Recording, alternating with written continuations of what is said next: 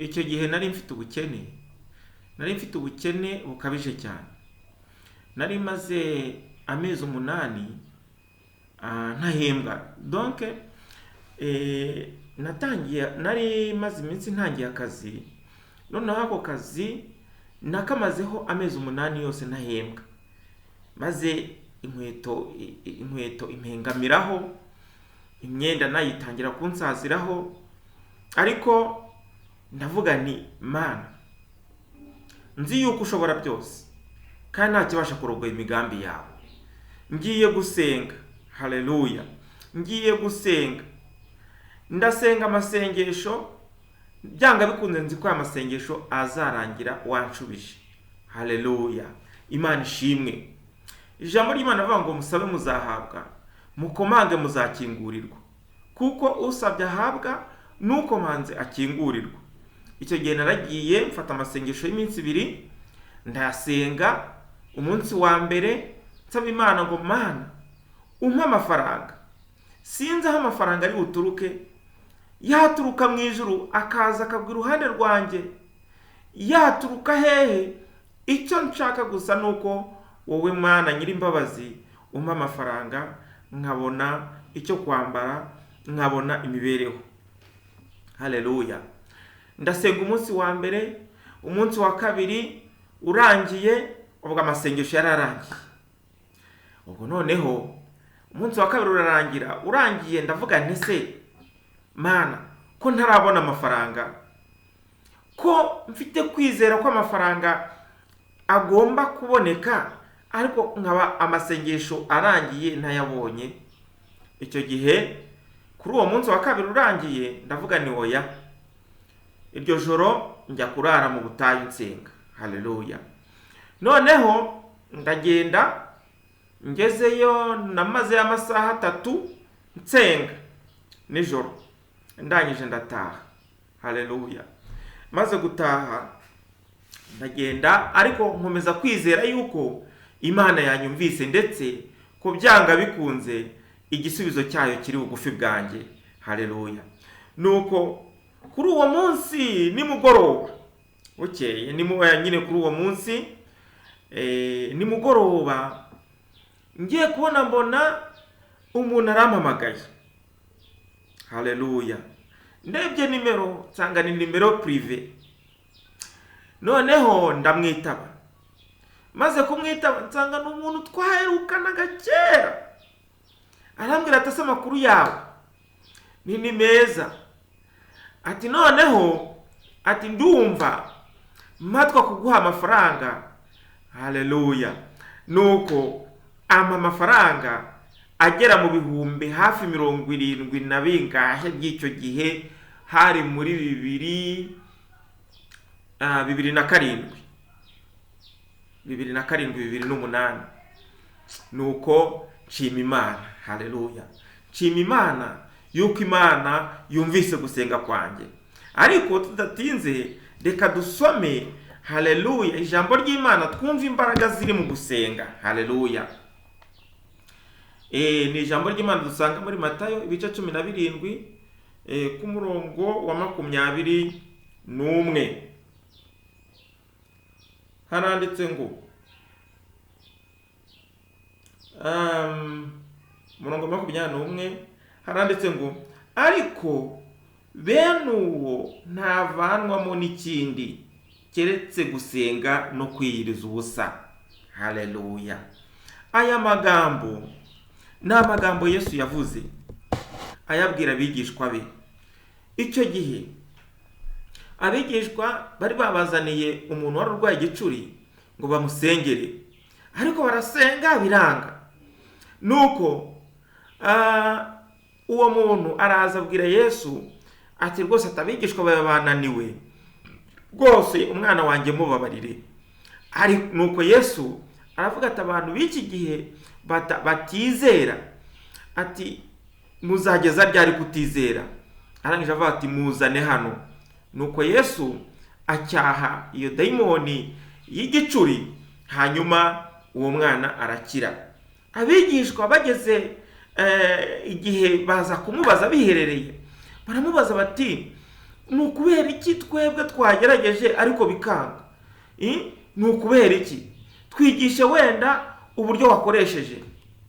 Nuko Yesu arababwira ati, uriya mudayimoni nta kindi kimwirukana kereka gusenga no kwiyiriza ubusa. Ibi biratwereka imbaraga ziri mu gusenga. Ibi biratwereka imbaraga ziri mu gusenga. Haleluya. Mwene data, buriya gusenga bitanga gusubizwa. Gusenga bikingura ijuru. Gusenga bituma Imana imanuka igashyikirana nawe. Haleluya. Hanyuma ukagirana ubusabane n'Imana. Imana ishimwe kandi Imana ihabwe icyubahiro. Haleluya. Ndibuka igihe kimwe nari maze iminsi mu masengesho. Icyo gihe nari ndangije amasengesho y'iminsi 2 ndi ku rusengero. Nuko umugabo umwe twasenganaga, twanabanaga muri korali, araza arambwira ati, rero dufite umukristo urwaye, amaze iminsi yarasaze, none reka tujye kumusura. Turagenda tujya kumusura, bari baramuhaye imiti byaranze. Tugiye kumusura, tugezeyo turabaganiza. Tumaze kubaganiza, hanyuma nawe turamuganiza aho yari aryamye ku gasambi. Atangira kutubwira ukuntu ngo dusanze yari aryamanye n'umukecuru n'umukobwa, ngo ariko turahageze ngo baragenda. Noneho turangije kuganiriza abo mu rugo, turangije turasenga. Haleluya. Imana ishimwe. Turasenga, dusoma ijambo ry'Imana. Tumaze gusoma ijambo ry'Imana, turasenga. Tumaze gusenga, turakubita ndetse turasenya. Dusenya ubwami bwa Satani buri muri uwo mwana. Hanyuma tumaze kumusengera, haleluya, turataha. Ariko umwana guhera uwo munsi yahise akira, na n'uyu munsi ni muzima. Imana ishimwe kandi Imana ihabwe icyubahiro. Haleluya. Hariho imbaraga ziri mu gusenga. Gusenga ni intwaro ntagereranywa, kubera ko na Yesu ubwe ari hano mu isi yarasengaga. Kandi bene data, Yesu afite ubumana ariko yarasengaga. Haleluya. Na Mwuka Wera nawe arasenga, adusabira ku Mana, atunihira ngo aba data. Yesu nawe ahora atwingingira, aduhuza n'Imana.